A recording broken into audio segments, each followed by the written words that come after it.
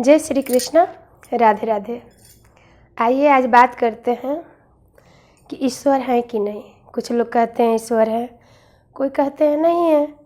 और अगर ईश्वर है तो कहाँ है, हमें दिखते क्यों नहीं हैं, और ईश्वर का क्या प्रमाण है कि ईश्वर है। आज इसी पे बात करते हैं। तो सबसे पहले तो ईश्वर का प्रमाण यही है कि हम जीवित हैं, सांस ले रहे हैं। जब हम सोते हैं या हम चल रहे हैं, फिर रहे हैं, तो ये मेरे हाथ में नहीं है कि हम कब तक हैं। ईश्वर के ही हाथ में है कि मेरी सांसें कब तक है और कितनी है। दूसरा प्रमाण है कि मेरे चारों तरफ एयर है, हवा है। आप चाहे जितना भी पेड़ लगा ले, अगर प्राकृतिक हवा ना हो तो पेड़ की पत्ते भी नहीं हिलेंगे। पेड़ के पत्ते शांत रहते हैं, कभी कभी हवा ही नहीं चल रही है। क्यों? क्योंकि पवन देव रुके हुए होते हैं। अगर हवा है इस भूमंडल पे, धरती पे, तो ईश्वर है। तीसरा प्रमाण है सूर्य का प्रकाश। आप लाइट जला लें, आग जला लें, कुछ भी कर लें, पर सूर्य का प्रकाश अगर ना हो तो प्रकाश नहीं होता। रात में चाहे कितना हो सारा लाइट जला दें, फीका ही है। और दिन में किसी लाइट की ज़रूरत नहीं है, वह खुद ही प्रकाशमान है, सूर्य का प्रकाश।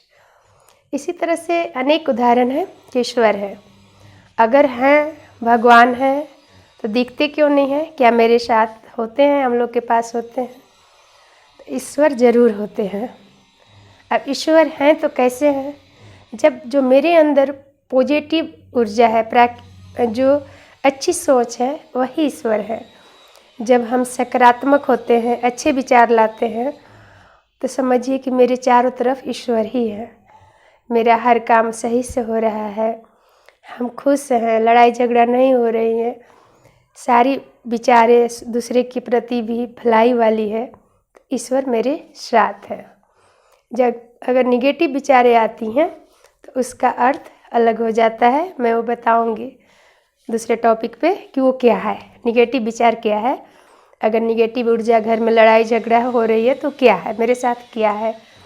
लेकिन सब कुछ अगर सही हो रहा है, हमारे विचार अच्छे हैं, आपस में प्रेम है, हम दूसरे को भलाई कर रहे हैं, तो इसका प्रमाण है कि ईश्वर मेरे साथ है, मेरे साथ ही रहते हैं ईश्वर।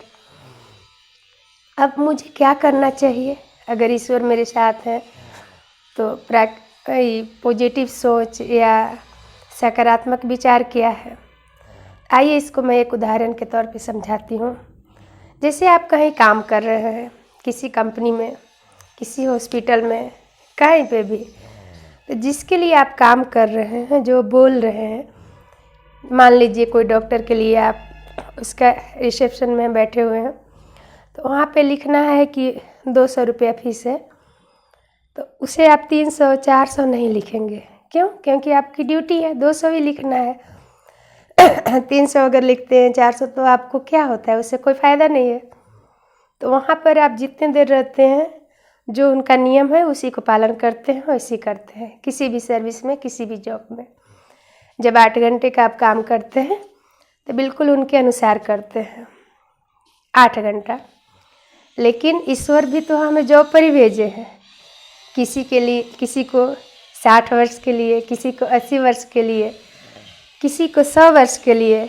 और जो हम घर में रह रहे हैं, मेरे बच्चे हैं, पति हैं, माता पिता हैं, परिवार है, भाई बंधु हैं, समाज है, इस सब के साथ रहने के लिए जॉब पर ही भेजा गया है।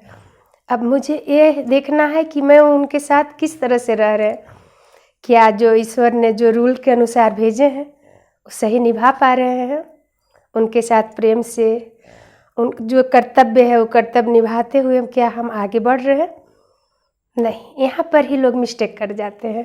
यहाँ लोग अपना समझ लेते हैं, मेरा घर, मेरा परिवार, मैं, मेरी धन, मेरी संपत्ति, ये सारी ईश्वर की है। अब मुझे करना है, ये नहीं कि छोड़ देना है कि ईश्वर आके मेरे बच्चे को पाले, ईश्वर आके मेरे पति को खाना खिलाए। तो मैं जॉब पर हूँ, मुझे बिल्कुल और ही परफेक्ट तरीके से काम करना है, जैसे कि जॉब पे जाने के बाद लोग करते हैं। समय से खाना खिलाना, अच्छे तरीके से बात करना, बच्चे को उचित शिक्षा देना, प्यार देना, और उनको प्रगति की ओर ले जाना। धन संपत्ति को जितना आपके पास सामर्थ्य है, जितना आप बढ़ा सकते हैं बढ़ाना। ये नहीं कि दूसरे की संपत्ति लूट लें, दूसरे का हक मार लें, यहाँ पर निगेटिव हो जाएगा। तो यही सोचना है कि यहाँ भी हम जॉब पर ही हैं, 60 साल के लिए हैं कि 80 वर्ष के लिए हैं कि 100 वर्ष के लिए हैं, उसका रिकॉर्ड ईश्वर के पास है। और उस 60 साल 80 साल या 100 साल में जो हम ड्यूटी निभा रहे हैं उसको बिल्कुल बहुत ही सुंदर ढंग से निभाएं, तो आप ईश्वर मेरे साथ हैं, हर कदम पर ईश्वर मेरे साथ देंगे। यहाँ पर मनुष्य को मिस्टेक गलती हो जाती है, अपना अपना समझ कर सारे चीज़ें, ये मेरा घर, ये मेरा आंगन, मेरा छत, मेरा परिवार, मेरी संपत्ति, वहाँ से उठा लो, यहाँ से ले आओ, ये नहीं करना। वही करना है जितना ईश्वर ने मुझे कर्तव्य के लिए दिया है। मेरा घर है, मैं उसको सफाई करेंगे। मेरे पास पैसे हैं, मैं अच्छा सा और घर बनाएंगे, अपना व्यापार बढ़ाएंगे, उचित शिक्षा पाकर बच्चों को अच्छे जॉब पर बैठाएंगे।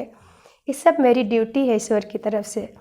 ये सोचते हुए अपने परिवार के साथ, अपने समाज के लोगों के साथ कर्तव्य निभाते हुए जब हम आगे बढ़ते हैं तो वही मनुष्य सही मनुष्य के रूप में, सफल मनुष्य के रूप में आगे बढ़ता है और ईश्वर का भी वो प्रिय होता है। आगे के वीडियो में बताऊंगी कि जब हमारे साथ निगेटिव ऊर्जा कैसे दिखेगी कि हमारे साथ निगेटिव है, और जो निगेटिव ऊर्जा है वो क्या है और किसके किसके घर में है और उसके होने से क्या हो रहा है। उस वीडियो को ज़रूर सुनिएगा, आगे के वीडियो में बताऊंगी। जय श्री कृष्ण, राधे राधे।